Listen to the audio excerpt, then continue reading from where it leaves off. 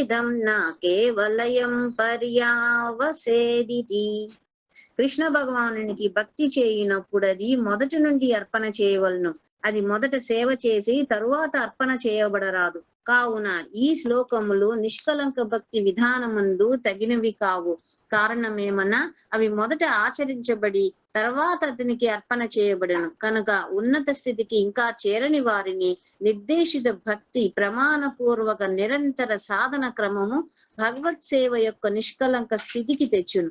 శ్రీకృష్ణుని నిష్కలంక భక్తులు శ్రీమద్ భాగవత్ మందు చెప్పబడినట్లుగా తమ శరీరము, మనసు, వాక్కు, కర్మలు, జీవితము అన్ని భగవానుని సేవ ఎందే వర్తింపజేతురు. కాయేన వాచా మనసైరింద్రియైర్వా బుద్ధ్యాత్మనా వానుసృత స్వభావాత్ కరోతు యద్యత్ సకలం పరస్మై నారాయణాయేతి సమర్పయేత్తత్. తన స్వభావానుసారంగా మనుజుడు తన శరీరము, మనసు, వాక్కు, ఇంద్రియములు, బుద్ధి, అహంకారము తన ఆత్మతో మరియు అలవాట్లతో ఏది చేసినను అది సంపూర్ణంగా శ్రీకృష్ణ భగవానునికే అర్పింపబడవలెను. ఓకే, సో నిన్న చెప్పుకున్నాం పత్రం పుష్పం ఫలం తోయం. సో భగవంతుడికి ఏదైనా భక్తి ద్వారానే అర్పణ చెయ్యాలి. భక్తి లేకుండా చేస్తే అది ఫలించదు అంత అని కూడా చెప్పుకున్నాము. సో ఇవాళ చెప్తున్నారు ఏది చేసినా అంటే ఏ యాక్టివిటీ చేసినా అంటే ఏది చేసినా అది భౌతికమైన అయ్యి ఉంటది, ఆధ్యాత్మికమైన అయ్యి ఉంటది. ఏదైనా కానీ మనం ఫస్ట్ లో చెప్పుకున్న 2 అధ్యాయంలో దేనికి కూడా ఫలితం ఆశించకుండా అది చేసే ముందే అర్పణ చెయ్యాలి అని. అదే ఇక్కడ ఇప్పుడు మనకి తేడా చెప్తున్నారు. అంటే నిష్కలంక భక్తికేను ఈ భక్తి మార్గంలో అభివృద్ధి చెందుతున్న వాళ్ళకి తేడా ఉంటుంది అనేది ఇక్కడ చెప్తున్నారు. అది చెప్తారు ఏంటి అంటే మనం ఎప్పుడైనా వ్రతం చేసేటప్పుడు, ఫాస్టింగ్ ఏమన్నా చేసేటప్పుడు ముందే భగవంతుడికే అర్పణ చేయాలి. ఆ యొక్క ఫలితాన్ని కూడా మనం ఉంచుకోకూడదు అని అంటున్నారు. అంటే అది మంచి అయినా చెడైనా ఏదైనా కానీ దాని యొక్క ఫలితం మనం ఉంచుకోకుండా ఉంటే దాని కర్మను మనం గుర్తించాల్సిన అవసరం ఉండదు అనేది. ఈ నిష్కలంక భక్తులు ఆల్ ద టైమ్ భగవంతుడి సంతోషం కోసమే చేస్తారు కాబట్టి వారికి ఎటువంటి ఇది లేదు. వారు ఏది చేసినా భగవంతుడు కోసమే చేస్తారు. సో వాళ్ళు ముందే అతన్ని అనుకొని ఆయనకే అన్ని సమర్పణం చేస్తారు. మనం ఏంటి అంటే అప్పుడప్పుడు అనుకోవచ్చు భగవంతుడా మాకు ఈ కష్టాలు తీర్చు, లేకపోతే అంటే అవన్నీ అందుకని అంటున్నారు సకామగానే అకామగాని కోరికలతో ఉన్నా కోరికలు లేకుండా ఉన్నా చేసిన మొత్తము కూడా భగవంతుడికి అర్పణ చేయాలి అంటున్నారు. మరి ఈ ఫాస్టింగ్స్ అన్ని చేస్తున్నారు కదా, ఏంటి మరి వాటికేను దీనికి తేడా? నిష్కలంక భక్తికేను మామూలు ఊరికే భక్తి చేస్తున్న వాళ్ళకి ఏంటి తేడా అంటే అదే చెప్తున్నారు. ఏంటి అంటే వీళ్ళు చేసిన తర్వాత ఆ ఫలితాన్ని భగవంతుడికి అర్పణ చేస్తారు. కానీ నిష్కలంక భక్తులు ఏంటంటే ముందు నుంచే భగవంతుడికి సమస్తం అర్పణ చేస్తారు. వారు వారి యొక్క జీవితము అన్ని కూడా భగవంతుడి కోసమనే చేస్తారు కదా. మనం ఏంటి అంటే ప్రాక్టీస్ లో ఉన్నాం, గృహస్థ ఆశ్రమంలో ఉన్నాం. అది గృహస్థులనే కాదు, బ్రహ్మచారులను అవ్వచ్చు, వానప్రస్థులను అవ్వచ్చు. వాళ్ళు ఫుల్ ఫ్లెడ్జ్ గా అంటే పూర్తి శరణాగతి పొందకుండా ఉండే వారి యొక్క పరిస్థితి ఏంటి, ఎట్లా ఉన్నారు అనేది ఈ దీంట్లో చెప్తున్నారు. నెక్స్ట్ శ్లోకం కూడా అంటే అయిపోయిన శ్లోకమే కాదు, నెక్స్ట్ శ్లోకం కూడా అలానే ఉంటుంది, దానికి వారికి సంబంధించినదే. అందుకే ఏం చెప్తున్నారంటే ఏది భుంచినను, ఏది చేసినాను, ఏది యజ్ఞం ముందు అర్పించినను, ఏది దానం చేసినాను అన్నిటినీ కూడా నాకు అర్పణ చెయ్యి, నా కోసం అన్నట్టుగా చెయ్యి. అంటే భగవంతుడి యొక్క భగవంతుడు ఏం కోరుకుంటున్నారు? ఒక భక్తి అంటే ఏంటి అంటే మొన్న చెప్పుకున్నాం కదా, భక్తి అంటే ఇచ్చి పుచ్చుకునే స్వభావము అనేది ఒకటి ఉంది అని. అంటే మనము భగవంతుడికి శరణాగతి పొందటము, భగవంతుడేమో మన కొరకు ఏమి కావాలో మనకి ఉన్న వాటిని రక్షించటము, అలానే మనకు కావాల్సిన వాటిని మోసుకొని రావటం. ఇది ఒక టైప్ ఆఫ్ బిజినెస్. అంటే భక్తులతో ఉండేది అది మమకారము. అంటే ఆ భగవంతుడు ఇంకా అట్లానే చేస్తున్నారు. అంటే ఆయన కోరుకుంటున్నారు తన దగ్గరికి రావాలి ప్రతి వారు అని. అందుకని ఏది చేస్తే వస్తారో వారు అనేది ఆయన చెప్పారు ఆల్రెడీ. అంత భాగవతం మొత్తం కూడా అదే చెప్తూ ఉన్నారు. ఈ యోగులు, ధ్యానులు వీరందరి యొక్క పరిస్థితి ఏంటి, చాలా అంటే కథలు, ఎగ్జాంపుల్స్ చాలా ఉన్నాయి. ఎవరి పరిస్థితి ఏంటి అనేది, భక్తుల యొక్క పరిస్థితి ఏంటి అనేది.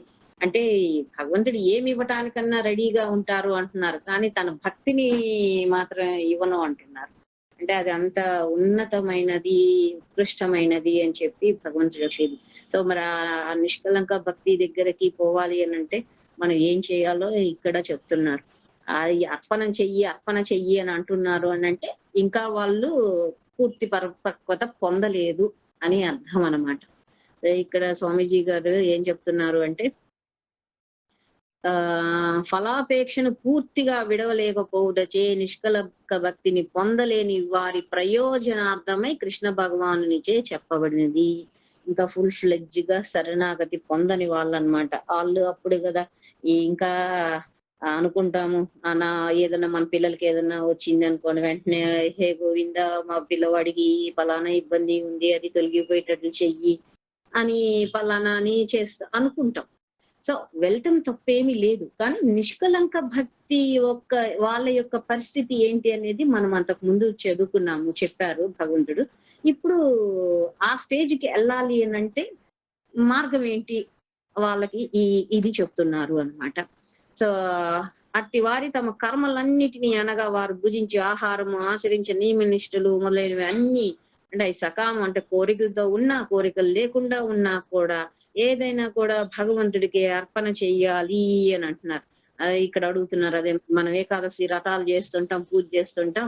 ఇయన్నీ భగవత్ సేవ కాదా? మరి ఇయన్నిటిని పరిగణించరా అనంటే దానికి అదే చెప్తున్నారు. ఏంటి అంటే నిష్కలంక భక్తి కావాలన్నచో కర్మలన్నీ వాటి ప్రారంభం నుండియే అర్పింపబడవలను. అవి పూర్తయిన తర్వాత కాదు. మనం జనరల్ గా భక్తి వ్రతం చేస్తున్నామంటే దేవుడికి నమస్కారం చేసుకొని హే గోవింద నేను ఇవాళ ఏకాదశి ఉపవాసం చేస్తున్నాను ఏ అడ్డంకులు లేకుండా చూడు అని చెప్పి కోరుకుంటాము.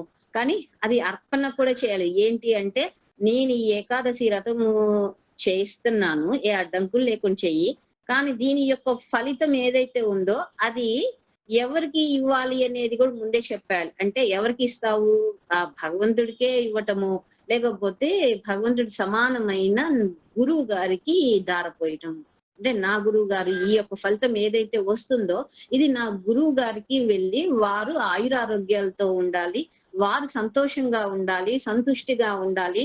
వారు మేమందరం ఉద్ధరింపబడటానికి వచ్చారు. అలా ఇంకా ఎన్నో జీవరాశులు ఉద్ధరింపబడాలి. అందుకనే వారు పూర్తి ఆయురారోగ్యాలతో ఉండాలి. ఈ యొక్క ఫలితం నా గురువు గారికి ఇచ్చేసేయండి అని ఆ ఏకాదశి వ్రతం చేసేటప్పుడే మార్నింగే ప్రతి వాళ్ళు జనరల్ గా శిష్యులు ఇలా కోరుకుంటారు. ఇలా ఆశ చేసి అంటే ఇలా అనుకొని చేస్తారన్నమాట. సో నిష్కలంక భక్తుల యొక్క స్థితి అట్లా ఉంటది అని అంటున్నారు. లేదు అయితే మామూలుగా మేము చేస్తున్నామే అడ్డంకులు లేకుండా చెయ్యండి, లేకపోతే నాకు పలానా ఏదో జరిగేటట్టు చేయండి, ఈ రథం చేస్తా నేను, మా బిడ్డకి పలానా రోగం వచ్చింది, మా బిడ్డకి పలానా పెళ్లి కావాలి, మా బిడ్డకి పలానా ఉద్యోగం కావాలి, ఇలా దీని యొక్క ఫలితము దానికి వచ్చేటట్టు చేయండి, ఇలా కోరుకోవచ్చు, ఇలా చేయొచ్చు. కానీ అవన్నీ నిష్కలంక భక్తి స్థితి కాదు అనే చెప్తున్నారు అన్నమాట. సో దాన్ని ఎలా చెయ్యాలి అనేది కూడా ఇక్కడ చెప్తున్నారు. కృష్ణ భగవానికి భక్తి చేయనప్పుడు మొదటి నుండి అర్పణ చేయవలను. అది మొదట సేవ చేసి తర్వాత అర్పణ చేయబడరాదు. కావున ఈ శ్లోకంలో నిష్కలంక భక్తి విధానమందు తగినవి కావు. సో ఇది నిష్కలంక భక్తులకి సంబంధించింది కాదు. ఇది ప్రాక్టీస్ చేసే వాళ్ళకి సంబంధించింది అనేది చెప్తున్నాను. మొదట ఆచరింపబడి తర్వాత అతనికి అర్పణ చేయబడి కనుక ఉన్నత స్థితికి ఇంకా చేరని వారిని నిర్దేశిత భక్తి ప్రమాణపూర్వక నిరంతర సాధన క్రమము చెప్తున్నాం కదా. అన్డిస్టర్బ్డ్, అన్అలాయిడ్, కంటిన్యూస్ భక్తి ఉండాలి. ఇప్పుడు చేసి రేపు చేయకుండా ఉంటాం ఇలా లేదు. నిష్కలంక భక్తులు అలా ఉంటారు. సో ఎప్పుడైనా ఆ స్టేజ్ కి రావాలి అని అంటే ఈ సాధన అనేది చాలా అవసరం. ఈ సాధన క్రమం ఎలా చేయాలి? ఆధ్యాత్మిక అంటే మన యొక్క శాస్త్రాలు ఏ విధంగా అయితే చెప్పాయో అంటే దానికి శాస్త్రం ఫస్ట్ ఏం చెప్పింది? ఆదౌ గురాశ్రయం. సో గురు ఆశ్రయం చేసి గురువు గారు ఎలా చెప్పారో, ఆ ఏకాదశి వ్రతం రోజు ఏమి తినొచ్చు అన్నారో, ఎలా ఉండమన్నారో, ఎలా చెయ్యమన్నారో, ఎంత జపం చేయమన్నారు, ఏంటి అవన్నీ దాని ప్రకారంగా చేసుకుంటూ వెళ్ళాలి. అది చేస్తూ ఉంటే లోపల నుంచి జ్ఞానం కూడా వస్తుంది, గురువు గారి దగ్గర నుంచి జ్ఞానం వస్తుంది. సో బయట కుండ లోపల నుంచి బయట నుంచి చెప్పాను కదా, మనం ఎగ్జాంపుల్ కూడా చెప్పుకున్నాం. కుండ తయారు చేసేవాడు ఎట్లా చేస్తాడు. సో భగవంతుడు లోపల నుంచి చెప్తారు, గురువు గారు బయట నుంచి చెప్తారు. మనల్ని పర్ఫెక్ట్ చేస్తారో అప్పుడు మనము నిష్కలంక స్టేజ్ కి వెళ్ళొచ్చు అని చెప్తున్నారు. ఇంకా ఏం చెప్తున్నారు, నిష్కలంక భక్తులు ఎట్లా ఉంటారు అని చెప్తున్నారంటే, కాయేన వాచ, కాయేన అంటే శరీరము, వాచ అంటే వాకు ద్వారా, మనసు ద్వారా, ఇంద్రియాల ద్వారా, బుద్ధి ద్వారా, ఆత్మ ద్వారా, యొక్క స్వభావం ఏదిలా ఉందో ఆ యొక్క స్వభావరీత్యా ఏమి చేసినాను, కరోతు ఏదత్ సకలం పరస్మై, అన్ని వారి యొక్క ఆ అలవాట్లు అంటే వారి యొక్క స్వభావంతో ఏది చేస్తే అవన్నీ కూడా భగవంతుడికే అర్పింపాలి అని చెప్పి ఇస్తూ ఉంటారు అని చెప్తున్నారు నిష్కలంక భక్తుల యొక్క ఇది. తర్వాత నెక్స్ట్ శ్లోకం, శుభాశుభ ఫలైరేవం మోక్షసే కర్మ బంధనైః సన్యాస యోగ యుక్తాత్మా విముక్తో మాముపైష్యసి. అనువాదం, ఆ విధంగా చేయదు వలన నీవు శుభాశుభ కర్మ ఫలితం నుండి విముక్తుడవుదువు. మరియు ఈ సన్యాస యోగం చేత నీ చైతన్యము నాయందు స్థిరముగా నుంచబడి నీవు మోక్షం పొంది నా వద్దకు వద్దువు. కృష్ణ బలరామ స్వామి భాష్యం. హృదయపూర్వకంగా భగవత్ సేవ ఎందు వర్తించినప్పుడు భక్తుడు తన పూర్వ కర్మల శుభాశుభ ఫలితముల నుండి ముక్తుడగును. లేని ఎడల తన యొక్క కర్మ యొక్క ఫలితం అనుభవించవలసిన. గోపాల తపని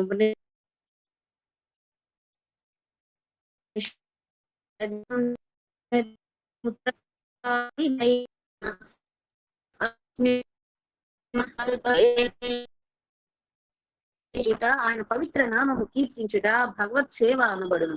సకల భౌతిక వాంఛల నుండి, పదవుల నుండి, మోక్షాసక్తి నుండి విడబడి భగవానికి ఎట్టి సేవ చేసినను అది నిష్కర్మ అనబడును. ఈ విధంగా కర్మను ఆచరించు వారు సాధారణంగా ముక్తులైన వారి కంటేను ఉత్తములు. ఉదాహరణకు శ్రీమద్ భాగవతం నుండి ఇట్లా చెప్పబడింది, ముక్తానామపి సిద్ధానాం నారాయణ పరాయణ సుదుర్లభ ప్రశాంతాత్మ కోటిష్వపి మహామునే. ఓ మహాముని, మోక్షం పొంది మోక్ష జ్ఞానమును పరిపూర్ణంగా కలిగినట్టి కోట్లాది మందిలో ఒకానొకడు మాత్రమే నారాయణ భగవానుని లేదా కృష్ణ భగవానుని భక్తుడు కావచ్చును. ప్రశాంతాత్ముడైనట్టి అట్టి భక్తుడు అరుదు. ఇంకను శ్రీల సుఖదేవ గోస్వామి వారు శ్రీమద్ భాగవతం నుండి ఈ విధంగా చెప్పిది, అస్య ఏవం అంగ భగవాన్ భజతాం ముకుందో ముక్తిం దదాతి కర్హిచిత్ స్మన భక్తి యోగం. ఓ రాజా, దేవాది దేవుడుకు ముకుందుని అనుగ్రహము సంపాదించుటకై ఆయన సేవ ఎందే నిమగ్నమై ఉన్నట్టి భక్తులు చాలా సులభంగా మోక్షం పొందుదురు. కాని భగవానుడు ప్రత్యక్షంగా తన సేవా భాగ్యమును వారికంత సులభంగా ప్రసాదించడు. ఇంకను శ్రీల రూప గోస్వామి వారు భక్తి రసామృత సింధులో ఈ విధంగా రచించిరి, అనాసక్తస్య విషయాన్ యధారం ఉపయుంజితః నిర్బంధ కృష్ణ సంబంధే యుక్త వైరాగ్యం ఉచ్యతే ప్రాపంచికతయా బుద్ధ్యా హరి సంబంధి వస్తునః ముముక్షుభిః పరిత్యాగో వైరాగ్యం ఫల్గు ఖద్యతే.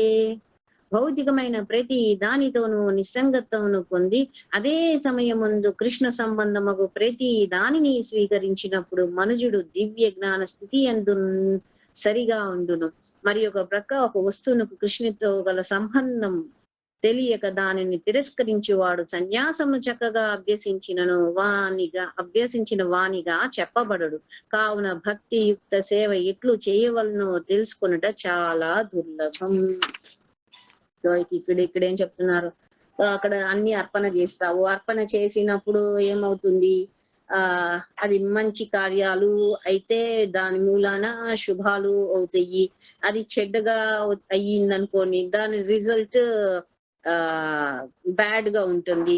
అప్పుడు మంచి ఫలితాలు మంచి జరిగినప్పుడు స్వర్గంకి వెళ్ళటం ఉంటుంది. చెడు ఫలితాలు ఎవరికైనా చెడు జరిగి ఉంటే దాని మూలాన మనం నరకం కూడా వెళ్ళాల్సి వస్తుంది.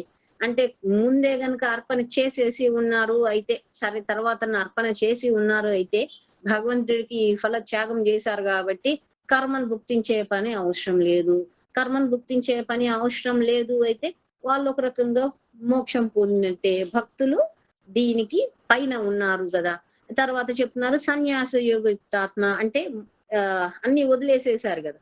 అంటే ఈ పనులు ఏమి చేసినా మొత్తము కూడా భగవంతుడికి అర్పణ చేసేసాము, మనం ఏది ఉంచుకోలేదు అని అంటే మనం సన్యాస యోగు యుక్తాత్మ అంటే ఎవరైతే తెలియగలవాడో తీసుకున్నాడు, సన్యాసం తీసుకున్నాడు. సన్యాసం అంటే సన్యాసం తీసుకోవటం కాదు, దేని మీద మమకారం లేకుండా ఉండటము, దేని గురించి చింత లేకుండా ఉండటము. ఇది అన్నమాట. విముక్తి మాము పైశ్యసి. ఎవరైతే అలా ఉంటారో వారు నన్ను పొందుతారు, నా వద్దకొస్తారు అని చెప్తున్నారు భగవంతుడు. ఇక్కడ ఏం చెప్తున్నారు ఇంకా అంటే, తన పూర్వ కర్మల శుభాశుభ ఫలితం నుండి ముక్తుడవుతాడు. లేని ఎడల తన యొక్క కర్మ యొక్క ఫలితంను అనుభవించవలేను. అదే చెప్పుకున్నాం కదా, వదిలివేసేసి ఇట్లయితే ఆ యొక్క కర్మ ఫలితాలని మనం ఏం తీసుకోకర్లేదు. చెడన్నా అవ్వచ్చు, మంచి అన్నా అవ్వచ్చు, ఏదైనా కానీ మనం తీసుకోవాల్సిన అవసరం లేదు. లేకపోతే అనుభవించాల్సి వస్తుంది ఆ ఫలితాలని అని చెప్తున్నారు. ఇంకేం చెప్తున్నారు, భగవత్ కార్యములు చేయుట అంటే, అసలు భక్తి అంటే ఏంటి? భగవత్ కార్యములు చేయుట, ఆయన పవిత్ర నామంను కీర్తించుట అంటే గ్లోరిఫైయింగ్ ద లార్డ్ కృష్ణ అన్నమాట. భగవంతుణ్ణి కీర్తించటం, స్తుతించటము, తర్వాత ఆయన యొక్క కార్యములు అన్ని చేయటము. ఇది అసలు భగవత్ సేవ. అసలు భగవత్ సేవ అంటారు. ఏందండి భగవత్ సేవ అనంటే ఇది. ఏం చేస్తారు? స్తుతి చేయటము, భగవత్ కార్యాలు చేయటం అంటే ఇప్పుడు ఒక గుడి కట్టారు. అంటే ఆధ్యాత్మికంగా ఒక గురువుని స్వీకరించారు. వారి నుంచి ఒక గుడి నిర్మాణం జరిగింది. సో అక్కడ ఒక ప్రతిష్ట జరిగింది. సో అక్కడ ఒక భగవంతుణ్ణి మంత్రాధీనం దైవత్వం అని చెప్తున్నారు. సో మంత్రాల ద్వారా భగవంతుడిని అక్కడికి ఆవహిస్తారు. సో వారు వస్తారు, అక్కడ ఉంటున్నారు. సో వారికి కావాల్సినవి జరుగుతున్నాయో లేదు చూస్తాం. అప్పుడప్పుడు మనం వెళ్తాం, రోజు అక్కడుండి రోజు నిత్యము ఆయన సేవలు చేసుకుంటూ పూలమాలలు కడతాము, ఆ గుడి ఊడ్చుకోవడం చెయ్యటము, ఆయనని అక్కడ పాటలు పాడతారు, కీర్తన చేస్తుంటారు, చదువుతారు పుస్తకాలు, భగవంతుడి లీలలు వింటూ ఉంటారు. ఇవన్నీ కూడా భగవత్ సేవే అన్నమాట. ఇవి అసలు సకల భౌతిక వాంఛల నుండి, పదవుల నుండి, మోక్షాసక్తి నుండి విడవడి భగవానికి ఎట్టి సేవ చేసినను అది నిష్కర్మ అనబడుతుంది. సో మోక్షాసక్తి కూడా లేకుండా, అంటే అక్కడికి కూడా మళ్ళీ మనకి అట్లా ఉండాలి, మనకి ఫస్ట్ ప్రిఫరెన్స్ ఇవ్వాలి, మనం ముందు చెయ్యాలి, ఇవన్నీ కూడా ఉండకూడదు. భౌతిక వాంఛలు ఉండకూడదు. ఆధ్యాత్మికంగా కూడా ఉండేటప్పుడు కూడా ఎప్పుడు అయినా సరే అది పిలిస్తే వారు చెప్తే వారు చేస్తే అది చెయ్యాలి. మనంతగా మనమే పూసుకొని రాసుకొని ఓ అని చెయ్యకూడదు. అంటే సేవ చేయటానికి రెడీగా ఉండాలి, వేరే అన్ని చేయటానికి జాగ్రత్తగా ఆలోచన చేసి ఉండాలి అని చెప్తున్నారు. కర్మను ఆచరించి వారు ఈ విధంగా సాధారణంగా ముక్తులైన వారి కంటేనూ ఉత్తములు. ఎవరు? ఈ సన్యాస యోగ యుక్తాత్మ అంటున్నారు కదా, మొత్తం అంతే వదిలేసేసి కర్మలు భగవంతుడికే వదిలిపెట్టి ఆయన దయాదాక్షిణ్యాల మీద బతుకుతారు, ఆయనకి సంతోష పెడతానికి చేస్తూ ఉంటారు. ఫలానా వీరందరూ కూడా ముక్తులైన వారు అంటే ఏంటి అంటే మోక్షం పొందిన వారి కంటే కూడా ఉత్తములు అంటున్నారు. ఎందుకు? ముక్తిదేవి సేవకురాలంటున్నారు. భక్తుల దగ్గర భక్తి ఉంటే ముక్తిదేవి చేతులు కట్టుకొని ప్రణమిల్లి బయట నుంచొని ఉంటదంట. ఒక భక్తుడు చనిపోతుంటే లోపల బయట నుంచొని ముకులిత హస్తాలతో నమస్కారం ప్రణామం చేస్తూ ఆ యొక్క భక్తుడు వస్తాడు, నన్ను స్వీకరించండి అని చెప్పి నేను వేడుకోవాలి అని రెడీగా ఉంటుంది అంట. అంటే సేవకురాలు అంటున్నారు భక్తిదేవి. అందుకని ఈ ఎవరైతే ఈ మొత్తము వదిలేస్తున్నారో సన్యాస యోగ యుక్తాత్మ, సో నేచురల్ గా వారు భక్తి కలిగి ఉంటారు. సో వారు ఈ ముక్తి పొందిన వారి కంటే కూడా ఎంతో ఉత్తమములు అని చెప్తున్నారు. అందుకని తర్వాత ఇంకా ఏం చెప్తున్నారు? ఓ మహాముని, మోక్షం పొంది మోక్ష జ్ఞానం పరిపూర్ణంగా కలిగిన కోట్లాది మందిలో ఒకానొకడు మాత్రమే నారాయణ భగవాను లేదా కృష్ణ భగవాను భక్తుడు కావచ్చును. అంటే మోక్షం చాలా మందికి రావచ్చు, రకరకాల యోగులకి జ్ఞానులకి కూడా చాలా కాలం తర్వాత కూడా మోక్షం వస్తుంది. భగవంతుడిని కూడా ముఖాముఖిగా కూడా దర్శనం చేయగలరు. కానీ వారు కూడా భగవంతుడిని తెలుసుకుంటారా అసలీగానంటే వారు కూడా భక్తుడు కాలేకపోతారు అని చెప్తున్నారు. మనం చూసాం దుర్వాసముని, భృగ మహర్షి, వీళ్ళందరూ జ్ఞానులు. సో భగవంతుడి దాకా వెళ్ళారు, ఫలానా చేశారు, కానీ వారికి ఇంకా మోహము, మదము అన్ని ఉన్నాయి. కానీ భక్తులు ఎవరు ఉన్నారు? అంబరీష్ మహారాజు ఉన్నారు చూడండి. ఆయన అంత రాజ్యము పరిపాలన చేస్తూ అందరి బాధ్యతలు చూసుకుంటూ కూడా భగవంతుడి యొక్క భక్తి చేశారు.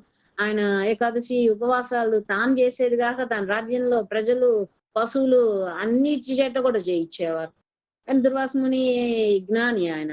అక్కడికి వెళ్ళి ఎట్లా పరిగెత్తుకుంటూ వచ్చి మళ్ళీ ఈయనకే క్షమాపణ వేడుకున్నారు. సో ఈ భక్తులు అంటే అంత కష్టం. మోక్షం వాళ్ళకి కూడా వచ్చింది. భగవంతుడిని ముఖాముఖి దర్శనం చేశారు. ఇంకా అంబరీష్ మహారాజే చేయలేదు. కానీ వీళ్ళు చేశారు. చేసినా కూడా వీళ్ళకి అంత స్థితి లేదు చెప్తున్నారు. ఎందుకంటే వీళ్ళకి అహం ఉంది చాలా. ఈ జ్ఞానులకి, ధ్యానులకి వీళ్ళకి అహం ఉంది. సో భగవంతుడిని తెలుసుకోలేరు ఇంకా అని కూడా చెప్తున్నారు. ఇంకా ఏం చెప్తున్నారు? దేవాది దేవుడకు ముకుందుని అనుగ్రహం సంపాదించుడికై ఆయన సేవ యందు నిమగ్నమై ఉన్నట్టి భక్తులు చాలా సులభంగా మోక్షం పొందుదురు. కానీ భగవానుడు ప్రత్యక్షంగా తన సేవా భాగ్యంను వారికి అంత సులభంగా చెప్తున్నారు చూడండి. భగవంతుడి సేవ దొరకటం కూడా చాలా కష్టం. అందుకని ఎక్కడికన్నా గుళ్ళకి వెళ్ళినప్పుడు ఆ సేవ చేయండి అని అంటే సేవ చేద్దాం, సేవ చేస్తే మనకి మోక్షం వస్తది పలానా అని ప్రతి వాళ్ళు సేవ అని చెప్పి చేస్తూ ఉంటారు.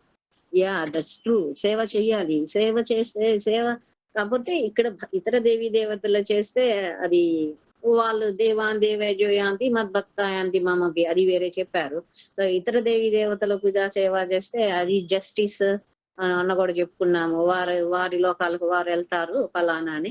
సో అలా వెళ్తారు. కానీ అక్కడ కూడా మళ్ళీ పడిపోవచ్చు, రావాలి ఫలానా ఉంది కాబట్టి ఇక్కడ భగవంతుడు చెప్తున్నారు ఆయన యొక్క సేవ దొరకటం కూడా మనకి చాలా దుర్లభం, కష్టం. అందుకని మొన్న శ్రవంతి గారు చెప్తున్నారు, మేము చేసుకుంటాంగా రోజు సేవ, మీరు చేసుకోండిలే ఇప్పుడే వచ్చారు కదా అని అన్నారు. వాళ్ళు పాపం ఇచ్చారు మాకు సేవ అని అంటున్నారు. చూడండి నిజంగా వాళ్ళు గోపికల కంటే ఏమి తక్కువ కదా నంబూరు వాసులు అంటే ఆ భక్తులు. సో రియల్ గానే మరి వారు ప్రతిరోజు భగవంతుడి కోసమే సేవ చేస్తున్నారు. అలాంటి సేవ దొరికితే వదిలిపెట్టుకోకుండా చెయ్యాలి.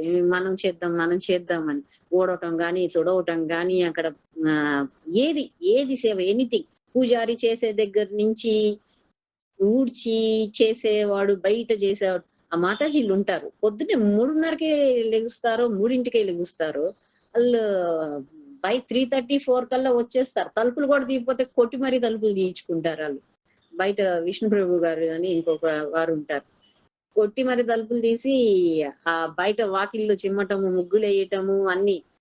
అంటే వారికి ప్రతిరోజు ఆ సేవ చేయకపోతే వారికి నిద్ర పట్టదు. అట్లుంటారు. అట్లా ఆ సేవ దొరకడం కూడా దుర్లభం అంటున్నారు. నేను మోక్షమైన ఇస్తాను కానీ నా సేవ చేసుకునే ఇది ఎవరికి ఇవ్వనని చెప్తున్నారు భగవంతుడు. చూడండి ఆయన సేవ చేసుకునే దానికి కూడా అర్హత కావాలి అన్నమాట. అంటే వాళ్ళందరూ నిజంగా ఇవన్నీ చదువుతుంటే అనిపిస్తుంది ఎంత అదృష్టాత్ములు అవన్నీ. వాళ్ళకి ఏమి చదువు రాదు, ఏమీ తెలియదు. వాళ్ళు పుస్తకం చదువుతుంటే కూడా నిద్ర కూడా వచ్చిద్ది వాళ్ళకి. జపం చేస్తారు, ప్రేమగా చేస్తారు భగవంతుడి సేవ మాత్రం. అంతకంటే వాళ్ళకి ఏం కావాలి? వాళ్ళకి ఏం చదువు అవసరం లేదు. ఇవన్నీ అసలు వాళ్ళకి తెలియాల్సిన అవసరం కూడా ఏం లేదు. కానీ వాళ్ళందరూ ఆల్రెడీ అంత తెలిసిపోయి ఉన్న ఆత్మలు అనమాట. అవన్నీ ప్రేమపూర్వకంగా చేస్తారు అన్ని. విచ్ ఇస్ ఎవరికి దొరకదు. ఇక్కడ ఉన్నాం మేము చెప్తున్నాము కానీ మేము సేవ రోజు చేయలేకపోతున్నాము కదా. సో మా అందరికంటే ఎంతో ఉత్తమోత్తంగా అనిపిస్తుంది వాళ్ళందరూ. అలాంటి అదృష్టం ఉండాలి అందరికి. ఇంకా ఏం చెప్తున్నారు భగవంతుడు? ఇంకా ఏం చెప్తున్నారు ఇక్కడ? భక్తి రసామృత సింధులో రూపగోస్వామి వారు రాశారనమాట ఇది. షడ్గోస్వాముల్లో రూపగోస్వామి గారు ప్రప్రథమైన వారు. సో వారు రాశారు చాలా పుస్తకాలు రాశారు. దాంట్లో భక్తి రసామృత సింధు అని భక్తి ఎలా చెయ్యాలి, ఎన్ని విధాలు ఉంటది, ఇవన్నీ గురించి రాశారు. సో దానినే స్వామీజీ గారు అంటే వారు సంస్కృతంలో రాశారు వారు 500 సంవత్సరాల క్రితము. సో స్వామీజీ గారు దానిని హిందీలో రాశారు. ఇప్పుడు దాన్ని తెలుగులో కన్వర్ట్ చేస్తున్నారు. మేబీ ఈ సంవత్సరం చివర వచ్చే సంవత్సరంగా బుక్ వస్తుంది. అది చదివితే అది కూడా చాలా చాలా చాలా మంచి బుక్. అసలీ భక్తి ఎట్లా ఉంటది, ఎలా ఉంటారు భక్తులు, అవన్నీ కూడా పూర్తి విశ్లేషణతో ఉంటది. దాన్ని ఇంగ్లీష్ లో మాన్సా మాతాజీ చేస్తున్నారు. హోప్స్ తొందరగా వస్తుంది అందరికి అని. ఇంకా ఇక్కడ ఏం చెప్తున్నారు వారు? భౌతికమైన ప్రతి దానితోనూ నిస్సంగత్వంను పొంది అదే సమయముందు కృష్ణ సంబంధమగు ప్రతి దానిని స్వీకరించినప్పుడు మనుజుడు దివ్య జ్ఞాన స్థితి యందు సరిగా నుండును. అంటే భౌతికమైన ఎన్ని నిస్సంగత్వం పొందండి అని అంటున్నారు. అంటే భక్తులు ఎలా ఉండాలి అని కూడా చెప్తున్నారంటే మినిమల్ గా మనకి ఈ దేహం నిలబెట్టడానికి ఎంత కావాలి, ఎంత కష్టపడాలి, ఎంత సంపాదించాలి, ఏ విధంగా భుజించాలి, ఏ విధంగా జీవనం సాగించాలి. ఇది తెలుసుకొని దానికి సరిపోయేంతగానే కష్టపడి మిగతా టైం అంతా కూడా భగవంతుడి నామ జపం చేయటము, భగవంతుడికి సేవలు చేయటం, అది ఏదైనా సరే వారికి సంబంధించిన సేవ చెయ్యటము. అలాగే ఇద్దరం కూర్చున్నారంటే ముచ్చట్లేసుకుంటారు. మరీ ముఖ్యంగా స్త్రీలు. ఆ ఈ సోది ముచ్చట్లు ఇవన్నీ కాకుండా ఆ మాట్లాడుకునేటప్పుడు ఎంత సమయం నువ్వు మాట్లాడినా దాంట్లో భగవంతుడి యొక్క మాటలు ఉంటే ఎంత సమయం నువ్వు మాట్లాడినా పర్లేదు. అది కాకుండా భౌతికమైన విషయాలన్నిటి గురించి మాట్లాడుకున్నాం అనుకోండి, అంత టైం అంతా వ్యర్థం. ఒక్క క్షణము జరిగిపోతే చెప్పుకున్నాం కదా, నిత్య ప్రళయ. సో వెనక్కి తిరిగి రాదు. అండ్ మన యొక్క ఈ జన్మలో అది కౌంట్ పోతుంది, వేస్ట్ అయిపోతుంది. అందుకనే చాలా జాగ్రత్తగా ఉండాలి. భౌతికమైన వస్తువులతో, భౌతిక మనుషులతో కూడా దూరంగా ఉండాలంటున్నారు. ఇంకా ఎక్కువ చెప్తారు, కుటుంబ సభ్యులతో కూడా సాధ్యమైనంత వరకు ఎటువంటి బంధుత్వాన్ని పెంపొందించుకోవద్దని చెప్తున్నారు. సో భర్తకి ఎంత చేయాలో బాధ్యతగా చెయ్యాలి, పిల్లలకి ఎంత చేయాలో అంతే చెయ్యాలి. అంతేగాని అబ్బా అసలు నా మీదే అంత ఆధారపడి ఉంది, ఈ ఇల్లంతా నేనే నెత్తినేసుకొని మొయ్యాలి అసలు అని చెప్పేసేసి ప్రతి స్త్రీ అనుకుంటది, భర్త కూడా అనుకుంటూ ఉంటారు. సో అట్లా అంత చేశామంటే మోహంలోకి పడిపోతాము అని అంటున్నారు. అసలు అలా ఎందుకు అనుకుంటున్నారు అని అంటే, ఈ మాయలో ఉన్నాం కదా అందరం. ఈ ఫస్ట్ మాయాశక్తియే కదా భగవంతుడు సృష్టి చేశారు. సో ఈ మాయాశక్తి లోపలే ఉండి భగవంతుడి గురించి తెలియక ఈ అంతా మనం వెళ్లాల్సిన విషయం మర్చిపోయి అన్ని మనమే చేస్తున్నాం. అసలు నేనే ఉన్నాను కాబట్టి అది జరిగింది, నేను గనక లేదనుకో అసలు అది జరిగేది కాదు. భగవంతుడు చేశారా అంటున్నారు. భగవంతుడు ఏమైనా అక్కడికి వచ్చాడా, ఆయన చేశాడా, నేనే చేశా అని అనుకుంటా. ఇదే అహం అంటే అంటున్నారు. అహం అంటే అది నువ్వు నిన్ను ఉపయోగించుకున్నారు అంటున్నారు. ప్రతి ఇంద్రియాలకు కూడా అధిదేవత ఉందంటున్నారు. ఏది ఎలా జరగాలో ఎలా అవ్వాలో ప్రతిదీ కూడా లిఖించబడి ఉంది అని అంటున్నారు. ఆ విధంగా లిఖించి అంటే వారు అహం ఉంది అని వారిని ఏమి మనమేమి వారిని ఏమి అంటే తక్కువగా చేసి చూడటం కాదు. వారి యొక్క స్థితి అది. నేను నిన్న చెప్పాను కదా, మనమే స్కానింగ్ చేసుకోవాలి మన పరిస్థితి ఏంటి, మనం ఎలా ఉన్నామని. సో వారిని చూసినప్పుడు వారు అలా మాట్లాడుతున్నారంటే వారిలో అహము పాళ్ళు అంత ఎక్కువ ఉంది కాబట్టి వారు అలా మాట్లాడుతున్నారు. కానీ అలా అని వారిని ద్వేషం చేయటము, వారిని దూరం పెట్టడం అట్లా కాదు.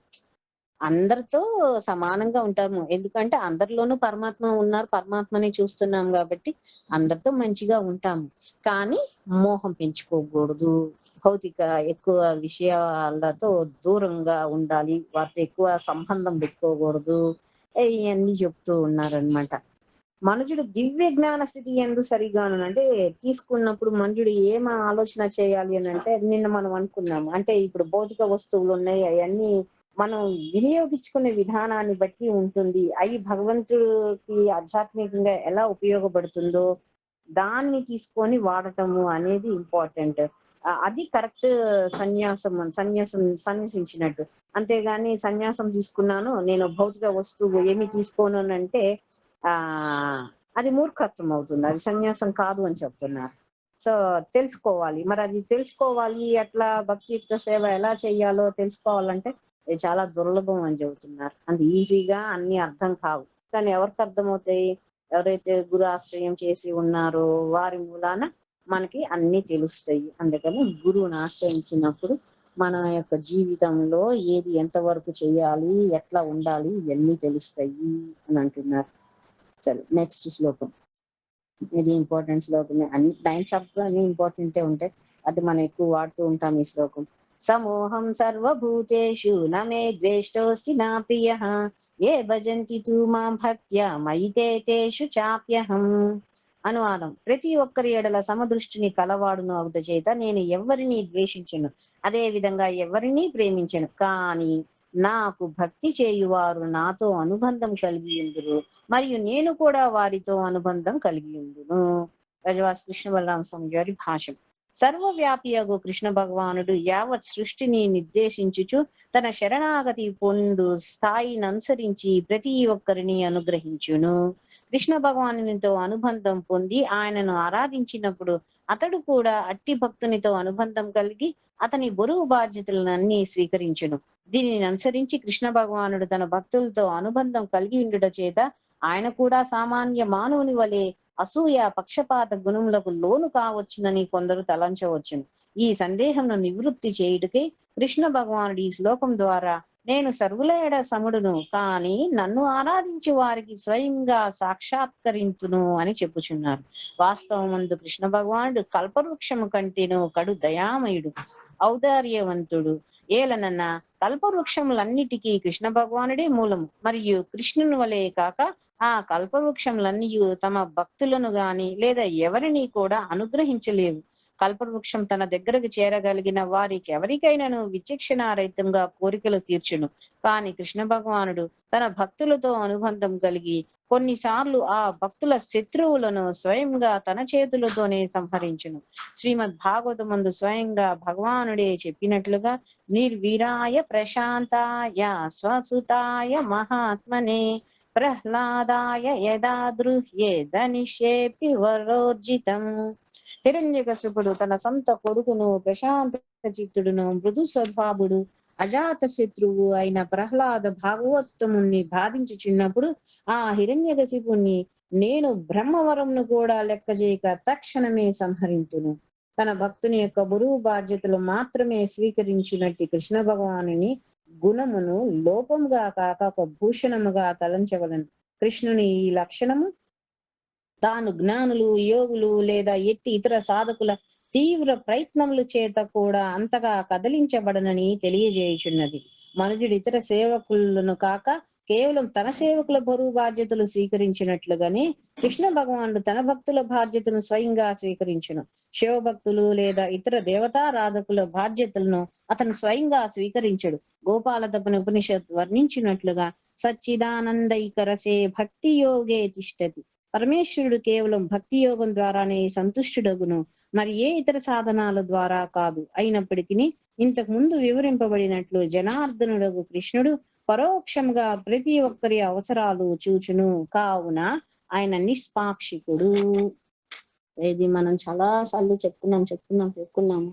భగవంతుడు అందరి యందు ఏ విధంగా ఉంటారు, ఆయన ఎవరు సమూహము అందరూ ఎందు కూడా సర్వభూతేషు ఎందు కూడా నాకెవరు మీద ద్వేషం లేదు, ఎవరు నాకు ప్రియులు కాదు, అందరూ సమానమే అని చెప్తున్నారు. కానీ ఎవరైతే నాతో అనుబంధం కలిగి ఉంటారో వారితో కూడా నేను కూడా అనుబంధం కలిగి ఉంటాను అని భగవంతుడు చెప్తున్నారు. అంటే ఇక్కడ భగవంతుడు చెప్తున్నారు, స్వామిజీ గారు చెప్తున్నారు, తన శరణాగతి పొందు స్థాయిని అనుసరించి ప్రతి ఒక్కరిని అనుగ్రహించును. ఇది మనం చెప్పుకున్నాం. ఏ యథామా ప్రపంచంతే తాం సదైవ భజామహం. ఎవరు ఏ విధంగా నన్ను శరణు పొందుతారో వారిని ఆ విధంగా నేను అనుగ్రహిస్తాను అని భగవంతుడు చెప్పారు కదా. ఐ థింక్ 4th చాప్టర్ లో అనుకుంటా. సో భగవంతుడు ప్రతిసారి చెప్తున్నారు ఎవరితో ఎలా ఉంటాను, ఏం చేస్తాను అని. అంటే నీకు తెలిసిన వాళ్ళు ఉన్నారు ఇంకో, సహాయం చేయటం తేలిగ్గా చేసేస్తావు, వారు నీ దగ్గరకు వస్తారు, అడుగుతావు, చేస్తారు. ఇప్పుడు కొత్త స్లోగన్ ఏంటంటే ఎవరైనా వచ్చి అడగందే మనం వారికి ఏమీ చేయకూడదంట. మన చూసి మనమే చేసామంటే మిమ్మల్ని అడిగామా మేము అని అడిగే రోజులు వచ్చినాయి. సో నేచురల్ గా అందరు అలానే ఉన్నారు. సో భగవంతుడు అలా అని కాదు, కాకపోతే ఇలా ఉండటము భగవంతుడిని తప్ప ఫలానా అంటే అదే చెప్తున్నారు. అంటే అందరి యందు కూడా భగవంతుడు మరి అకామ సర్వకామ ఓ మోక్షకామ అందరూ నా దగ్గరికి రండి నేనే హెల్ప్ చేస్తానని చెప్తున్నారు కదా. అంటే ఇది చెప్తేనే ఇదే తీసుకొని వేరే అన్ని తీసుకోకుండా ఉంటే మన తప్పు అవుతుంది. కానీ భగవంతుడు ప్రతిసారి చెప్తున్నారు, భక్తి ద్వారా నా దగ్గరికి రండి, నాతో అనుబంధం కలిగి ఉండండి, నేను మీతో అనుబంధం కలిగి ఉంటాను, నా శరణు పొందండి. భగవద్గీతలో కేవలం చాలా మంది ఇంతకుముందు చెప్తారనమాట, భగవద్గీతలో కేవలం మనం ఎలా జీవనం చేయాలో దాని గురించే చెప్పారు అర్జునుడికి భగవానుడు ఎలా జీవనం చేయాలో దాని గురించే చెప్పారంటున్నారు. ఇప్పుడు మనం రోజు చదువుతున్నాం కదా, భగవంతుడు రోజు ఎలా జీవనం చేయాలి అనేది చెప్పారా, లేకపోతే అసలు కరెక్టే ఎలా జీవనం చేయాలి, ఏం మానవ లక్ష్యం ఏంటి అనే దాని గురించే చెప్పారు మొత్తం.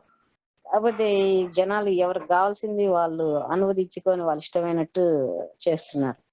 కానీ భగవంతుడు చెప్తున్నారు వేరే అన్నిటితో అనవసరం, మీకు నాతోనే సంబంధం కలిగి ఉండండి అని ప్రతిసారి చెప్తున్నారు.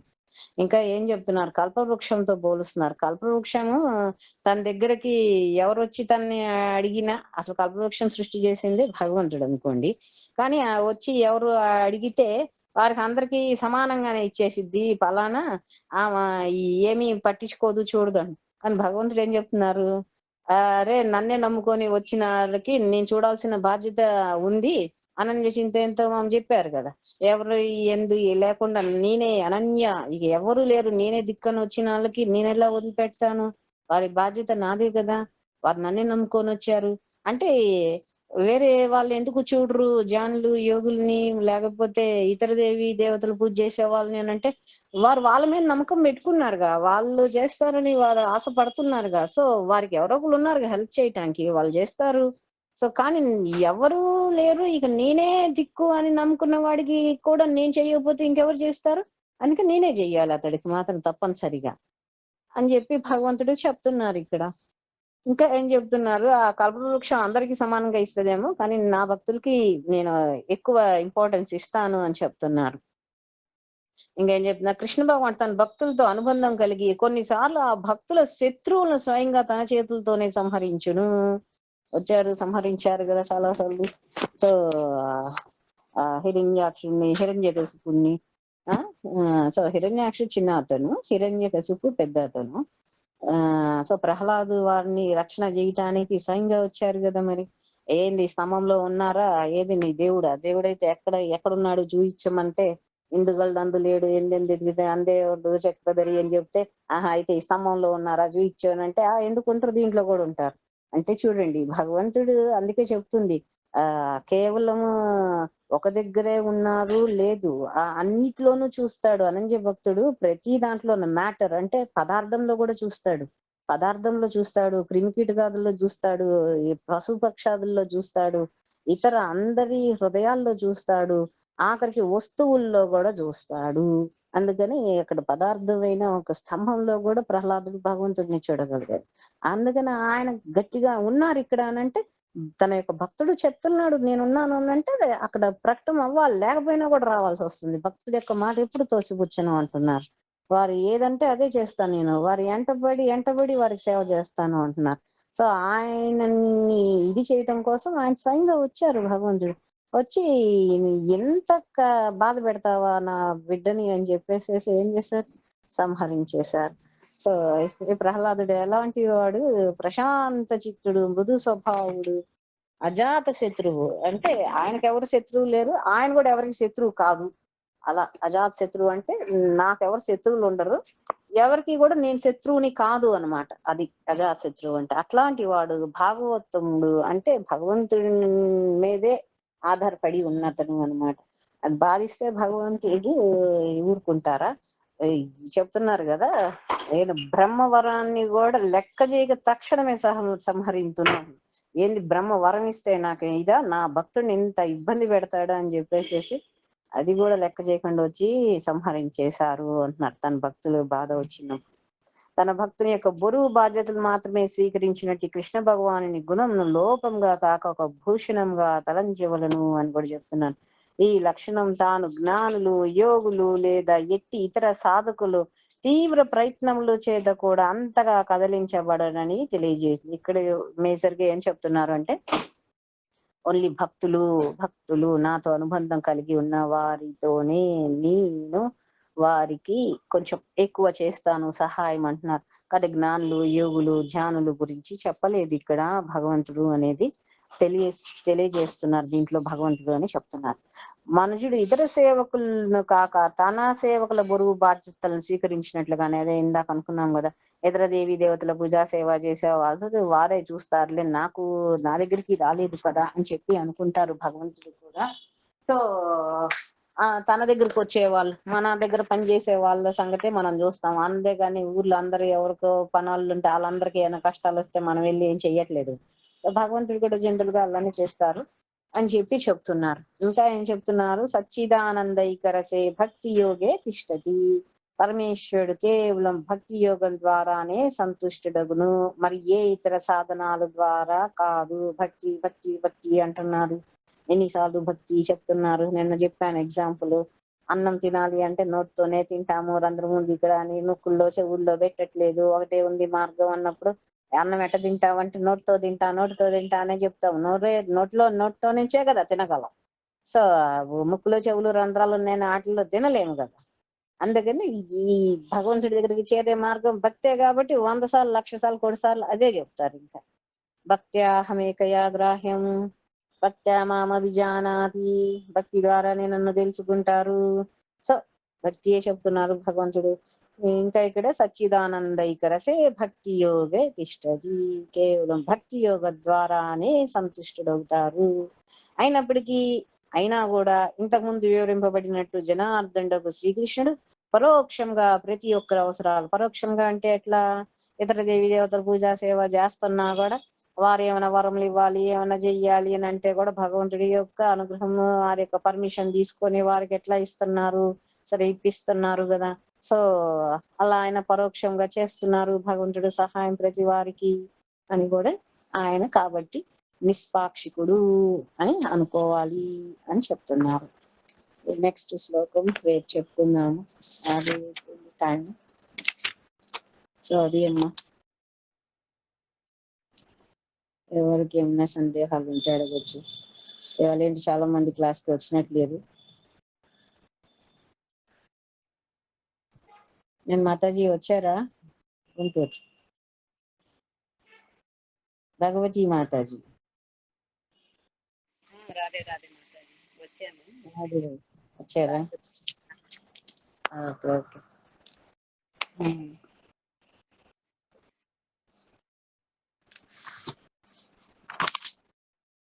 ఈ సంగతి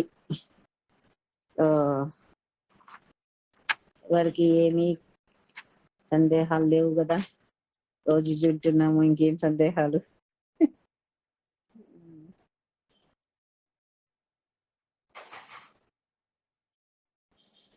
ఇంకా ఎవరైనా ఏమన్నా చెప్తారా, ఏమన్నా మాట్లాడాలా? రాధే రాధే మాతాజీ. రాధే రాధే గీత గారు. లలిత మాతాజీకి, భగవతి మాతాజీకి మా ధన్యవాదాలు. ఇగో పొదుగులు ధన్యవాదాలు చెప్పడానికి కాదు, క్లాస్ ఏమన్నా సందేహాలు ఉన్నాయా, ఏమైనా కొత్తగా ఏమైనా విషయాలు? అదే మాతాజీ, మీరు క్లాస్ అయిన తర్వాత సందేహాలు ఉన్నాయా అని అడుగుతారు కదా, ఎవరో ఒకరు ఏదో ఒక సందేహం చెప్తారు, తర్వాత మళ్ళీ మీ గురించి మాట్లాడితే మీరు భగవతి మాతాజీ మాది కాదు, ఇది గురుకృప అంటున్నారు కదా, గడ్డిపోచ కన్నా తక్కువగా ఉండటం అంటే ఇదేమని తర్వాత నేను అదే చూస్తుంటాను. మాతాజీ ఏం మాట్లాడతారు, వాళ్ళు ఏం చెప్తున్నారు, మాతాజీ ఏం మాట్లాడుతున్నారు. నేను భగవతి మాతాజీ మధ్యలోనే క్లాస్ లో అందుకొని పొగడ్తలది కాదు, ఇది ఏం జరిగింది అక్కడ చెప్పండి, అలాగా అదే వింటున్నాం మాతాజీ, అర్థం చేసుకుంటున్నాం. ఎలా నిజంగా మరి అంతే, ఎవరికి సుకృతము ఉందో అప్పుడు భగవంతుడు వారికి అనుగ్రహం ఇచ్చి, ఎవరి జన్మన్న చక్రం నుంచి బయటపడే టైం వచ్చిందో వారికి ఒక దగ్గర చేరుస్తారు. ఆ ఏరోప్లేన్ లో గనక పోవాలని రాసి పెట్టున్న వాళ్ళందరూ ఒక ఏరోప్లేన్ లో ఎక్కడెక్కడెక్కడో వాళ్ళందరూ వచ్చి వాళ్ళందరూ వెళ్ళిపోలా, అట్లా మనం ఈ జన్మన్న చక్రం నుంచి బయటపడే టైం వచ్చింది. అందుకనే మనందరం ఒక దగ్గరికి చేరామన్నమాట. కాబట్టి అందరూ సుకృతంతో వచ్చారు. ఇక్కడ మధ్యలో మాధ్యమాలు అవుతున్నారు, మేము చెప్పేవాళ్ళం అంతే. అక్కడ గురు కృప వస్తుంది, మీ మాధ్యం అవుతున్నాం, మీ సుకృతం ఫలిస్తుంది. కాకపోతే దాన్ని స్వీకరణ చేసే వాళ్ళకి అది వాళ్ళు తీసుకోగలుగుతారు. పాత్ర తీసుకుంటే, కరెక్ట్ పాత్ర ఉంటే, కరెక్ట్ పట్టుకోగలిగితే, మనం ఆచరణ చేస్తే వింటున్నందుకు మీకు సరే ఫలితం. మాతాజీ భాగవత సప్తాహము ఏకాదశి ఈరోజు వచ్చింది నాకు పోస్ట్ లో, పూజ దగ్గర ఉంచాను, పూజ చేశాను. స్టార్ట్ చేద్దాము భాగవత సప్తాహము. సుఖమహర్షి వాళ్ళకి అందరికి ప్రార్థించుకొని ఒక పువ్వు ఉంచి ప్రార్థించాను, గురువు గారికి కూడా. స్టార్ట్ చేద్దాము అనుకుంటున్నాను. చదవండి, స్టార్ట్ చేయండి. మార్నింగే వచ్చింది మాతాజీ. మంచిది. చదవండి. మానసం ఏమన్నా దాంట్లో సందేహాలు ఉంటే క్లాస్ అయిపోయినాక ఇట్లానే అడగండి. సో అందరికి కూడా అర్థం అవుతుంది కదా చర్చించుకుంటే. మాతాజీ నార్మల్ గా అయితే నాకు అర్థమైందంటే నా ఒపీనియన్ నాకు జరిగింది చెప్తున్నాను మాతాజీ. అప్పుడు నార్మల్ గా 10 మాలలు జపం చేయడం అదంతా ఉన్నప్పుడు నేను మిమ్మల్ని అడిగాను, అది జపంలో రుచి ఎలా వస్తుంది మాతాజీ, భక్తిలో ఏంటి, అలా అన్ని అడిగాను మిమ్మల్ని. కానీ కరెక్ట్ గా 16 మాలలు ఎప్పుడైతే చేస్తామో కొంచెం స్టేబుల్ అనిపిస్తుంది మాతాజీ. అంటే ఏవైనా పరిస్థితులు ఎలాంటి సిచ్యువేషన్స్ వచ్చినా ఒక స్టేబుల్ అనేది అనపడుతుంది. అలా అప్పట్లో క్వశ్చన్ అప్పుడు ఎలా అయితే వేసానో క్వశ్చన్ ఇప్పుడు ఆ క్వశ్చన్ రావట్లేదు మాతాజీ. నాకైతే అలా మంచిది. అనిపిస్తుంది భక్తిలో. అంటే ఒక్కొక్కరు ఏ విధంగా తీసుకుంటున్నామో మన యొక్క పరిపక్వతను బట్టి మనకి సమాధానం దొరుకుతూ ఉంటుంది. కాబట్టి ఎవరైనా నాకు రావట్లేదు లేకపోతే నాకు కలగట్లేదు అంటే ఏమీ కలత చెందక్కర్లా. ప్రతి వారికి ఒక సమయం వస్తుంది, సమయానుసారం ఏయైనా జరుగుతాయి.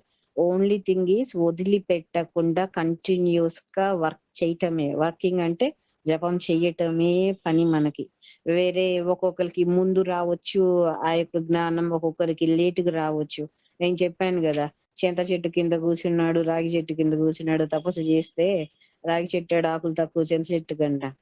ఈ చెట్లన్నీ ఆకులు ఎంత ఉందో అంతకాలం తర్వాత భగవంతుడు వస్తాడంటే వెళ్ళిపోతాడు, అప్పుడు వచ్చి చేసుకుంటాలే అని. చింత చెట్టు కింద కూర్చున్న వాడికి నారద మహర్షి వచ్చి చెప్పితే, పర్లేదు అప్పటికన్నా వస్తారు కదా భగవంతుడు, నేను ఇక్కడే కూర్చొని చేస్తా అప్పుడు దాకా అంటే భగవంతుడు ఆ క్షణమే వచ్చేసారు.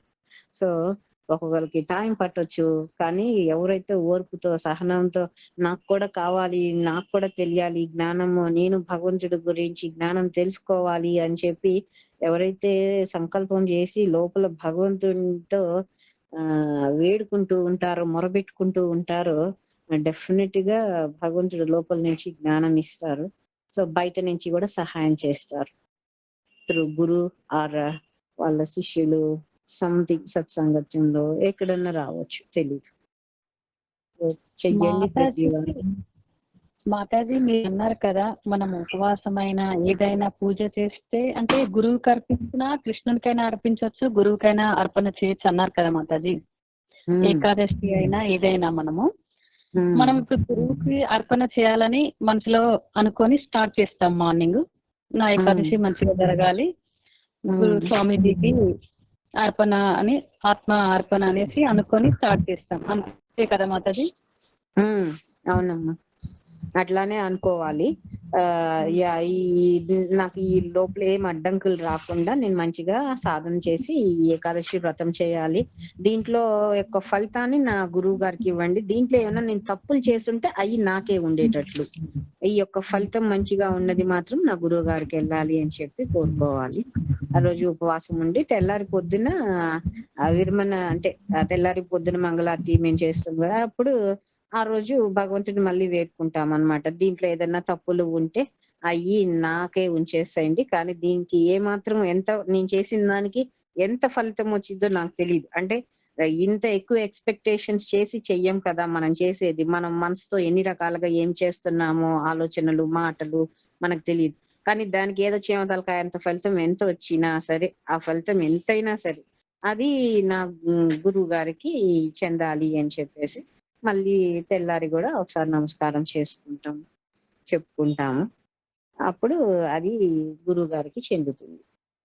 సో ఎందుకు గురువుకి ఇవ్వాలి అని అంటే, బికాస్ వారు చల్లగా ఉంటే వారి కింద మనం అందరం చల్లగా ఉండగలుగుతాం. వారు అందరినీ ఉద్ధరణ చేయటానికే వారు వచ్చారు. సో మనలాగే ఎన్నో ఆత్మలు ఉన్నాయి చాలా, వారందరూ కూడా మరి తెలుసుకోవాలి భగవంతుడు అంటే, వారు ఈ జగత్తులో ఉంటేనే కదా ఇంకా చాలా ఆత్మలు ఉద్ధరింపబడతాయి. మనం సెల్ఫిష్ ఉండకూడదు, మన కోసమే కాదు కదా, ఇంకా చాలా మంది ఉన్నారు తెలుసుకోవాలి, నేర్చుకోవాలి, వారు కూడా అందరూ రావాలి. ఎందుకు అద్వైత సర్వభూతానం చెప్పుకున్నాం కదా, భక్తుడే ఎప్పుడే ఎట్లా కోరుకోవాలి, ప్రతి వారు అవతల వారికి కష్టం వచ్చిందంటే అది నాకే కష్టం వచ్చింది అయ్యో అన్నట్లుగా రియాక్ట్ అవుతాం అన్నమాట. అట్లా వేరే జీవులు అన్ని ఇన్ని తిరుగుతూ ఉంటున్నారు, వాళ్ళందరినీ చూస్తుంటే మరి మనకి నాకైతే ఇప్పుడు ఆ భావన అనిపిస్తుంది. అయ్యో! వీళ్ళెవరికీ తెలియట్లేదుగా. వీళ్ళు ఇదే ఎంజాయ్‌మెంట్ అనుకోని చేసుకుంటున్నారు. దీనికోసమే వచ్చాము అనుకుంటున్నారు. సో, ఆ 4 యానిమల్సే గుర్తొస్తున్నాయన్నమాట. కుక్క, పంది, గాడిద, గుర్రం ఇయే గుర్తొస్తున్నాయి. అయ్యో! ఇలానే చేసుకుంటున్నారు అందరూ. అయ్యో! తెలుసుకుంటే బాగుండు ఈళ్ళు గూడా. అంటే అన్ని వదిలేసేసి చెయ్యమని కాదు. హ్మ్. ఈ యొక్క భౌతికమైన ఈ జగత్తులో ఉన్నాం గాబట్టి పోషణ అన్నీ అవసరమే మనకి. సంపాదన అన్నీ అవసరం. కాబట్టి ఆ గృహస్థగా ఉంటూ ఆ ధర్మపాలన చేసుకుంటూ గూడా మనం భక్తి గూడా చేసుకోవాలి. అసలీ భక్తి. మనసుని భగవంతుడి మీద పెట్టాలి, చెయ్యాలి. ఇప్పుడు మనం రోజు అందరం టైం తీసుకొని జపం జెయ్యట్లా? ఇంట్లో అన్ని పనులు జేసుకుంటున్నాము. బయట ఏం చెయ్యాలో అయన్నీ చేస్తున్నాం. కానీ అయినా గూడా భగవంతుడు ఆరాధన చెయ్యటము, పుస్తకాలు చదవటమని, భగవంతుడి గురించి లీలలు వినటము, ఇలా టైం దొరికినప్పుడల్లా చేస్తూ ఉంటాం. అలా వారికి గూడా అవకాశం వస్తే బాగుండేదే. కానీ కేవలం ఎంజాయ్ జేయటానికే మేమున్నాం అన్నట్టు ఏంటో పొద్దున్న లేస్తే పరిగెడుతున్నారు అందరూ. అర్రెరే! అట్లా అనిపిస్తూ ఉంది. సో, అందుకని గురువుగారు ఉంటే ఇంకా వేరే చాలా ఆత్మలకు గూడా హెల్ప్ అవుతాయి. వారి ఆశీర్వాదం వస్తుంది. వారి కృప ఉంటే వీళ్ళు కూడా మోక్షంకి వెళ్ళే అవకాశం వస్తుంది కదా! అందుకని మనం గురువు గారికి మనం ఇస్తే వారు మనల్ని దీవిస్తూ ఉంటారు. వారు మనల్ని అనుగ్రహిస్తూ ఉంటారు గాబట్టి మనం భగవంతుడి కింద ఉన్నట్టే. మనకేం భయం? మనకేమన్నా భౌతిక సుఖాలు కావాలని కోరిక లేదు గదా! భగవంతుడి దగ్గరే ఉన్నాము. అసలు గురువు దగ్గరే ఉంటాము. గురువు ఉంటే అంటే మనం ఎక్కడో ఉన్నా, వారెక్కడో ఉన్నా ఒకసారి గురువుకి కనెక్ట్ అయ్యాము అయితే వారి తలంపుల్లో ఎప్పుడూ ఉంటాం మనం. సో, ఉన్నప్పుడు మనకేం భయం? అదే గదా కోరుకుంటుంది ది ఎండ్ భగవంతుడు వారి దృష్టి మన మీద కొంచెం పడితే చాలని. మనం చూస్తూ ఉంటాం. కానీ వారి దృష్టి మన మీద కొంచెం పడితే చాలు. అలా ఎన్నో జీవరాశులు అన్నీ ఉన్నాయి. జీవరాశులు అంటే యాక్చువల్‌గా చెప్పాలంటే మానవులమే కదా! వేరే అన్ని జీవరాశులు పాపం చెయ్యలేవు గదా! అందుకని మనం అట్లా అనుకోని చేసుకుంటే మంచిది. ధన్యవాదాలు మాతాజీ. రాజు.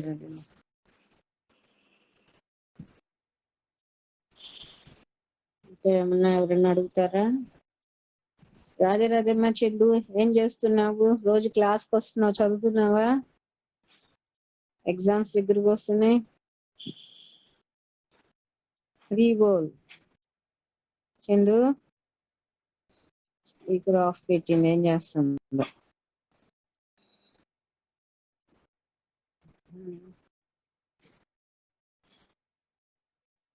మంజుశ్రీ గారు ఉన్నారా?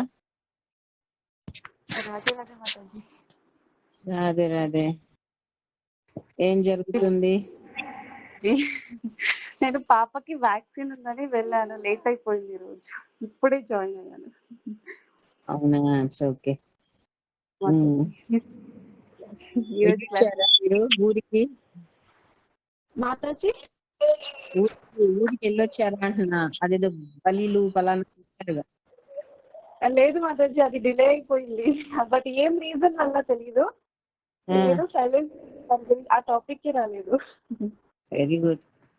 God's helping you. మాతాజీ అనుకుంటా. ఏది అయినా పర్లా భగవంతుడి ఇచ్చా అనుకోవటమే. మన లోపల ఏది అశుద్ధం లేకపోతే నథింగ్ టు వరీ.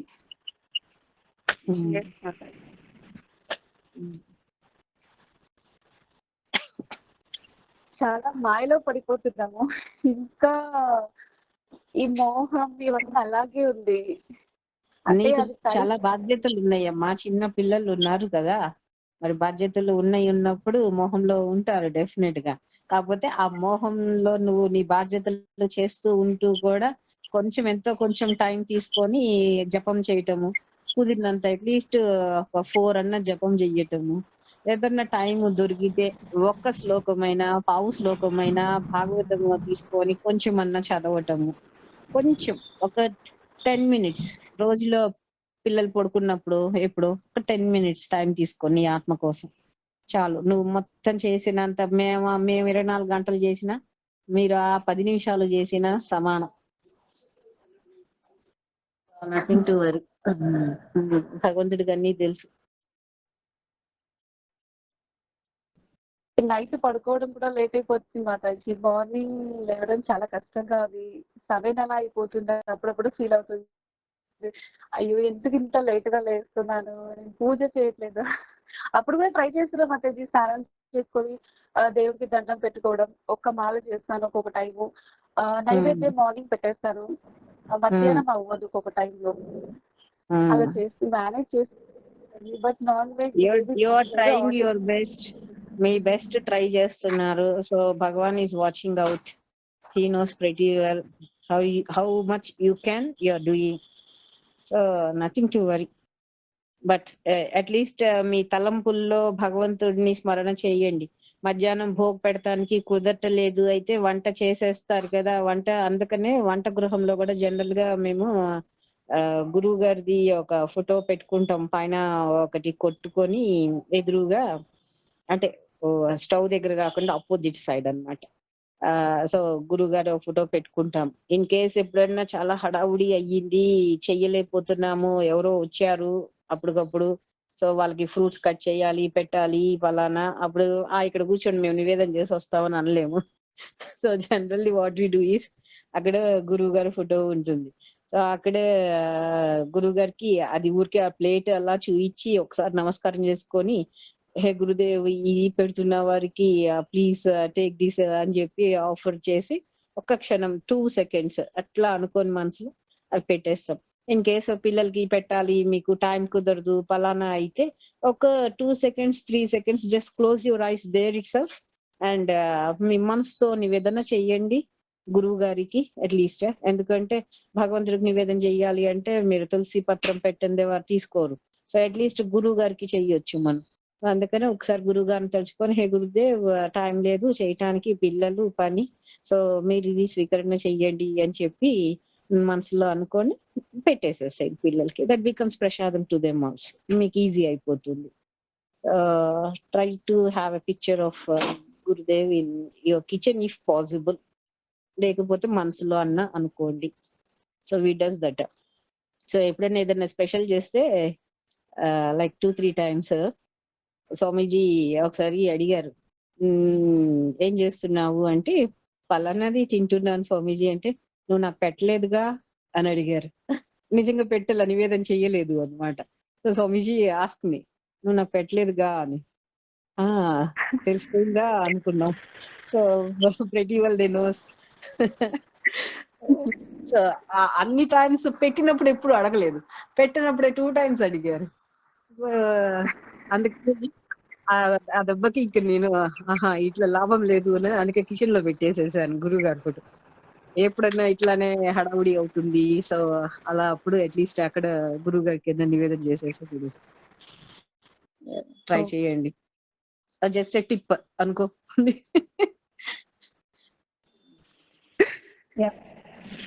అంటే కృష్ణుడికి మనం తులసి పెట్టినట్టు స్వీకరించడం మాతాజీ. అమ్మా కృష్ణుడికి నైవేద్యం ఇచ్చినప్పుడు మనం తులసి ఇది పెట్టకుండా స్వీకరించరా? తులసి లేకుండా, తులసి పత్రం లేకుండా భగవంతుడు ఎప్పుడు నివేదన స్వీకరించారు. We need tulsi, either it may be dried leave or anything. అందుకని తులసి మహారాణిని ఇంట్లో పూజకి పెట్టుకోవాలి. పూజ చేసే ఆమెని తుంచి పెట్టరు, వేరే ఇంకొక తులసి మొక్కలు 2-3 వేరే పెట్టుకొని పాట్స్ లో దాంట్లోని ఆకు తీసుకొని చెయ్యాలి.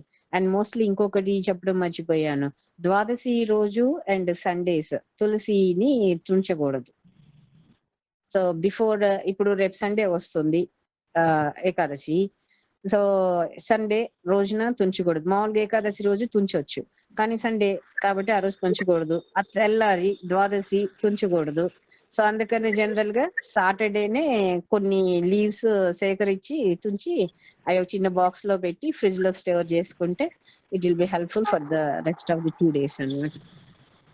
తులసిని జాగ్రత్తగా తుంచాలి, ఎలా పడితే అలా తుంచకూడదు. గోరులతో తుంచకుండా, గోరుల కింద చర్మం ఉంటుంది స్కిన్, భగవంతుడికి కోసం తుంచుతున్నానని ప్రణామం చేసేసుకొని మెల్లగా జాగ్రత్తగా తుంచి ఇట్స్ ఆర్ హెయిర్ అన్నమాట. సో నొప్పి పుడుతుంది, మనకి జుట్టు లాగితే నొప్పి పుడుతుంది కదా. సో అలా ఆ థాట్ తో నీకు నొప్పి తగిలితే నన్ను క్షమించమ్మా, భగవంతుడి కోసం తీసుకుంటున్నానని నమస్కారం చేసుకొని తుంచి అప్పుడు భగవంతుడికి ఏదన్నా మనం నివేదన చేస్తున్నామైతే పెట్టి చేయాలి.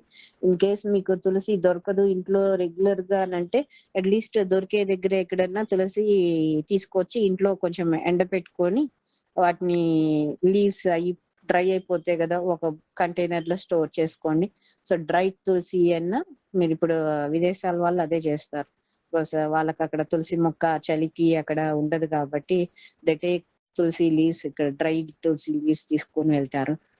అవే ఇక వేసి నివేదన చేస్తారు. కొంచెం వేసినా చాలు, నాట్ లీఫ్ ఫుల్ లీఫ్ అవసరంలా, little bit of it is also enough అన్నమాట. సో పొడిలాగా చేసి అయినా కూడా అది వేసినా కూడా భగవాన్ స్వీకరిస్తారు. అలా చేయండి. ఇన్ కేస్ మీకు తులసి దొరకలేదు పలానా అయితే అట్లీస్ట్ గురువు గారికి నివేదన చేసుకోవాలి. గురువు గారికి నివేదన చేసుకొని అది స్వీకరణ చేయవచ్చు. మాతాజీ 12 లోపే తెంచాలి తులసి, 12 దాటాక తెంచకూడదని చెప్పారు ఆఫ్టర్నూన్ బిలోనే. యా మార్నింగ్ జనరల్ గా ఉంచుతాం కదా. అదే కొంతమంది ఈవినింగ్ తెంచి పెట్టుకుంటారేమో తెలియక అనేసి. సంధ్యా సమయం అప్పుడు కొయ్యము కదా జనరల్ గా, ఈవినింగ్స్. సో మార్నింగ్స్ చేస్తాము జనరల్ గా. అయ్యి కంటైనర్ లో స్టోర్ చేసుకొని పెట్టుకోవచ్చు.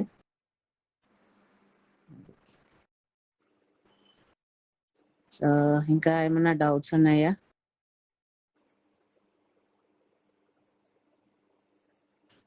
మాతాజీ వాడిన ఆకు తులసి ఆకు ఉంటది కదా, అది ఏం చేయాలండి? వాడిన ఆకు అంటే భగవంతుడికి నివేదన చేసిందా? నివేదన చేస్తాము అంటే దళం కింద చేయాలా, ఆకు ఓన్లీ ఆకే వేయాలా? దళం దొరికితే దళాలతోనే చెయ్యొచ్చు, ఆకు దొరికితే పత్రం, అదే కదా చెప్పారు. పత్రం పుష్పం అంటే పత్రం అంటే తులసి పత్రం కూడా అంటే ఆకు కూడా.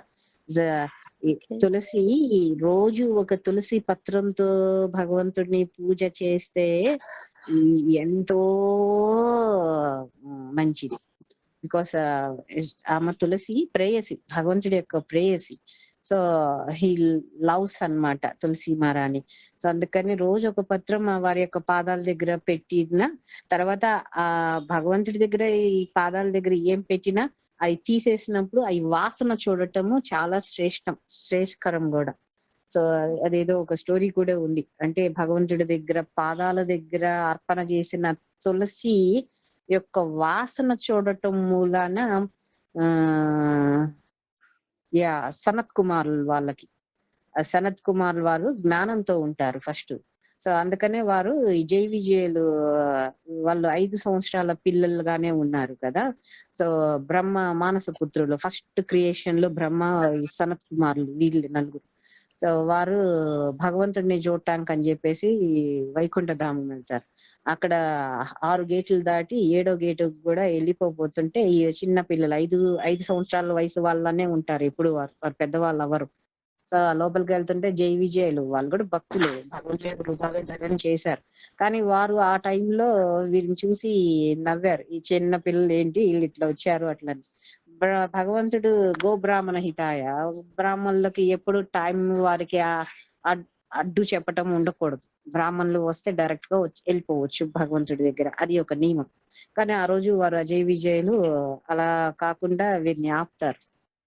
వీరేమో చాలా ఇదిలో ఉన్నారు, భగవంతుడిని దర్శనం చెయ్యాలి అన్న ఆతృత, చాలా ఇష్టము ఇదిలో ఉంది.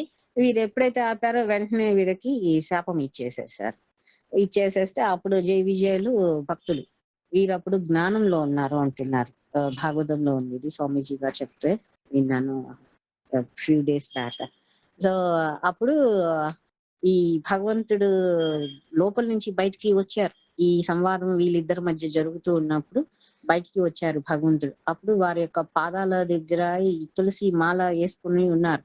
సో దాని నుంచి వచ్చింది మంచి వాసన, తులసి దళ వాసన వస్తే అది వీరు పీల్చారు. ఎప్పుడైతే భగవంతుడు వచ్చారో అప్పుడు భగవంతుడికి ప్రణమిల్లారు వీరు. ఆ కింద వంగినప్పుడు ఆ వాసన పీల్చారు. సో అప్పుడు వారికి వెంటనే భక్తులుగా మారిపోయారు. ఎందుకు అంటే జ్ఞానులు కాబట్టి వారు జయ విజయులకి శాపం ఇచ్చారు అంటున్నారు. అదే భక్తులు అయితే ఎప్పుడు ఎవరి యొక్క ఆ చెడు కోరుకోరు కదా, అందరి మేలే కోరుకుంటారు. సో అందుకనే వారు ఇచ్చారు అని. తర్వాత అప్పుడు వారు తప్పైపోయింది ఇలా చేశామంటే భగవంతుడు చెప్తారు, ఇది నేను జరగాలని కోరుకున్నాను, అందుకే జరిగింది, మీరేం చింత చెయ్యొద్దు, మీరు వెళ్ళిపోండి అని. అంటే భగవంతుడికి మీకు ఎలా అడుగుతారు, మీకు ఎలా ఇష్టమైతే అలా చెయ్యండి భగవాన్, మేము ఏదో చేశాం ఇలా అని. ఎందుకంటే భగవంతుడు ఒక శాపాన్ని కూడా వరంగా మార్చేయగలరు కదా. కానీ భగవంతుడు చెప్తారు, లేదు నేను యుద్ధం చెయ్యాలనే కోరిక నాకుంది, కాబట్టి నాతో సమవుజ్జీలుగా ఉండే వాళ్ళు వీరే, అందుకని వీరితో చెయ్యాలి కాబట్టి వీరి ఇట్లా ఆపే పని చేశాను. లేకపోతే వారు జనరల్ గా బ్రాహ్మల్ని ఆపరు కదా, వారు మిమ్మల్ని ఆపారు కాబట్టి మీరు కూడా శాపం ఇవ్వాలి వచ్చింది. ఎందుకంటే వారు అప్పుడే రాక్షసులుగా జన్మ తీసుకుంటారు, పర్లేదు. మళ్ళీ వాళ్ళే చెప్తారు కదా, భగవంతుడు అదే చేతనే భగవంతుడు చెప్తారు, నా చేత సంహరింపబడి నా దగ్గరికి వస్తారు, మీరేం బాధపడద్దు, వెళ్ళిపోండి అని ఆ సంత్ కుమారులు. సో అప్పుడు తులసి మహత్యము ఇది చెప్పారు. అంటే ఆ తులసి వాసన చూసి వారు భక్తులు అయ్యారు అని చెప్తున్నారు. ఎప్పుడైనా భగవంతుడి దగ్గర పెట్టిన పూలు తులసి దళం అయ్యి తీసేస్తున్నప్పుడు వాటిని ఒకసారి గురువు గారికి కూడా వేసిన దండలు, భగవంతుడికి వేసిన దండలు అవన్నీ బయటకి ఇస్తారు గుళ్ళో కూడా, స్వామీజీ కూడా దండలు ఇస్తారు.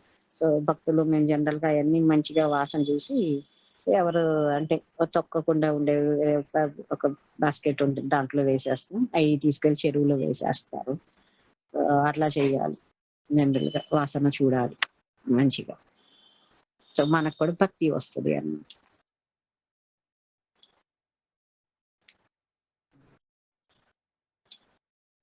ఇంకా ఏమన్నా?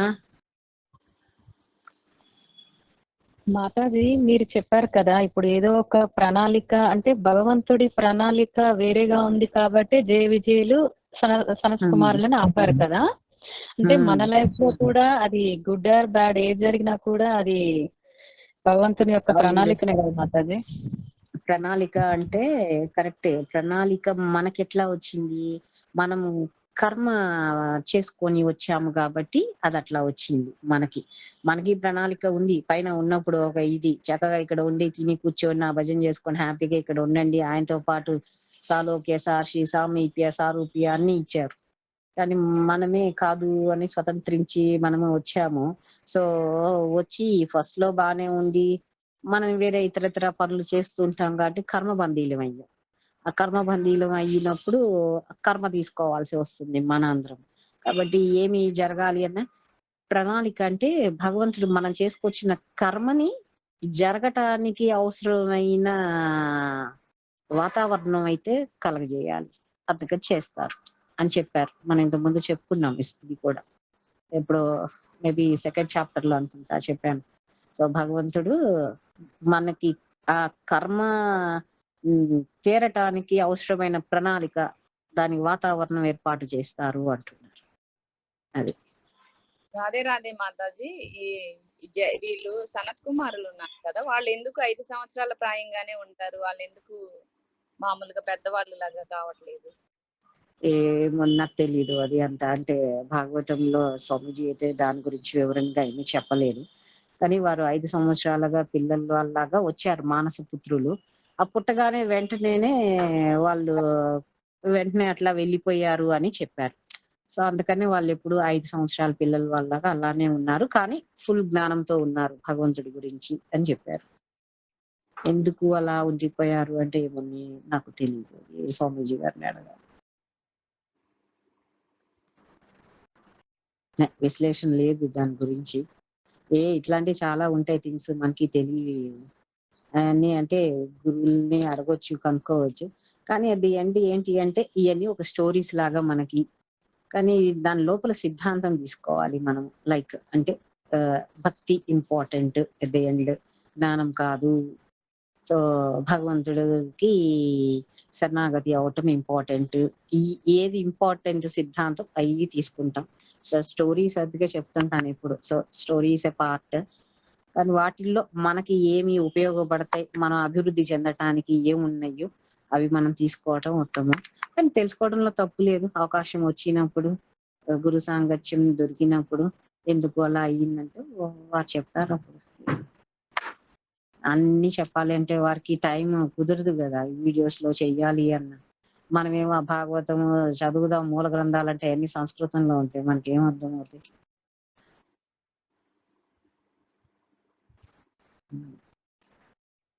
వస్తాయి ఇట్లాంటి డౌట్స్ వచ్చినాయి అన్ని రాసి పెట్టుకోండి. ఎవరికైనా చాలా థింగ్స్ వస్తాయి ఈ డౌట్స్ మనకి. సో వచ్చినప్పుడు రాసి పెట్టుకోండి.